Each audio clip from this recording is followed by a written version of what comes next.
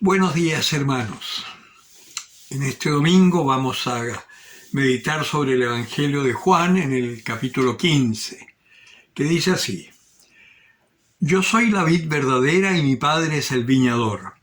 Todo sarmiento que en mí no da fruto lo corta, y todo el que da fruto lo limpia para que dé más fruto. Vosotros estáis ya limpios gracias a la palabra que os he anunciado. Permaneced en mí como yo en vosotros.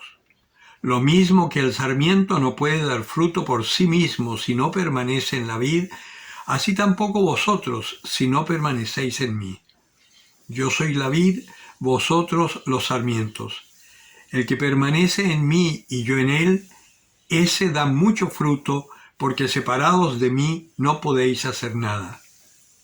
Si alguno no permanece en mí, es arrojado fuera como el sarmiento y se seca. Luego los recogen, los echan al fuego y arden. Si permanecéis en mí y mis palabras permanecen en vosotros, pedid lo que queráis y lo conseguiréis. La gloria de mi Padre está en que deis mucho fruto y seáis mis discípulos. Palabra del Señor.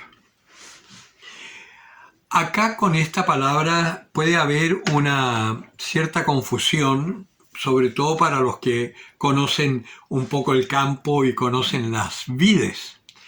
Las vides tienen unos hilitos que salen y se enrollan en los alambres y permite que la parra se vaya sujetando hacia la altura en vez de arrastrarse por el suelo. Cuando no tiene ninguna guía donde agarrarse, la parra cae a tierra y se malogran los racimos. A eso nosotros llamamos sarmientos. Pero acá cuando habla en la escritura de sarmientos, está hablando de las ramas, está hablando de esas pequeñas ramas que salen del tronco principal y que es de donde aparecen los racimos después.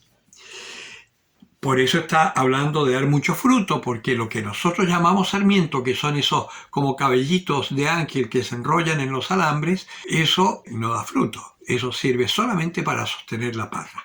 Y acá hay una cosa que es muy importante que nosotros tengamos claro.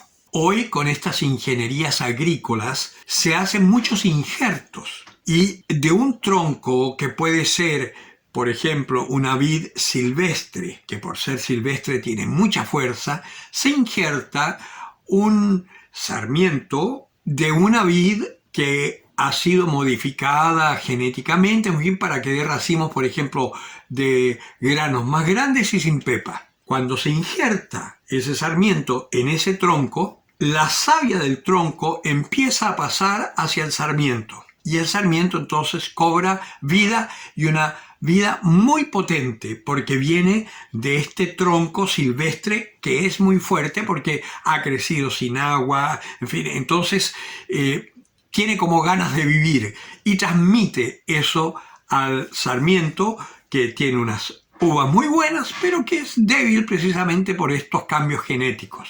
De esa misma forma, la comparación que hace el Señor, que dice, yo soy la vid y mi Padre el viñador. Ahí hay una primera cosa importante, porque quien tiene la batuta, por así decir, es el Padre, es Dios. Yo soy la vid, mi Padre el viñador y vosotros los sarmientos. Si nosotros nos mantenemos pegados a Cristo, Cristo como el tronco fuerte que el Padre ha elegido para que nosotros seamos injertados por el bautismo en la familia de Dios, si nos mantenemos unidos a Jesucristo, su Espíritu pasa hacia nosotros, como la vid, su savia pasa al sarmiento. Y esa fuerza que Jesucristo nos da es la fuerza del mismísimo Dios. Imagínense qué maravilla buscar al Señor y hacerse uno con Él, porque entonces tu vida adquiere una potencia que el mundo no conoce ni te puede dar. Por otra parte, dice que mi Padre es el viñador y a quien no da fruto lo corta y lo tira y se seca. Si nosotros nos alejamos de Cristo, nuestra vida pierde sentido. Por eso hay tanta gente tan amargada, tan resentida, tan violenta. Hoy, por ejemplo, los jóvenes están tan alejados de Dios, ven el mundo y hay pura frustración, porque es cierto, el mundo nunca te va a dar lo que tú anhelas. Es más, el mundo siempre va a tratar de aprovecharse de ti para explotarte. Digo mundo, puedo decir gobiernos, puedo decir personas, llámalo como quieras. Solo Dios es el que te da la vida. Y además dice que el viñador, al que da fruto, lo poda, lo limpia, para que dé más fruto. ¿Qué es lo que pasa, por ejemplo, en las viñas? Que cuando ya los racimos están formados y maduros, lo primero que vienen es que empiezan a ralear las parras para que les llegue más sol a los racimos, y así el racimo chupa agua, crece y después le cortan el agua para que endulce. Eso es lo que hace el Señor con nosotros. Mucha gente dice, ay, es que no vale la pena acercarse a Dios porque basta que uno se acerque a Dios para que te empiece a ir mal. No, no te empieza a ir mal.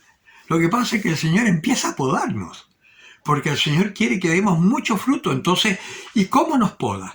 Con acontecimientos diarios, que por supuesto muchas veces no los entendemos y parece que es como castigo o mala suerte. Pero no, son acontecimientos que nos ponen en una tensión que nos obliga a pensar, ¿qué quiere Dios con esto? ¿Cómo reaccionar cristianamente ante tal acontecimiento? Te dan un portonazo, por ejemplo, que está tan de moda. Vas a entrar a tu casa y llegan 4 tipos y se te meten. ¿Qué es lo que haces?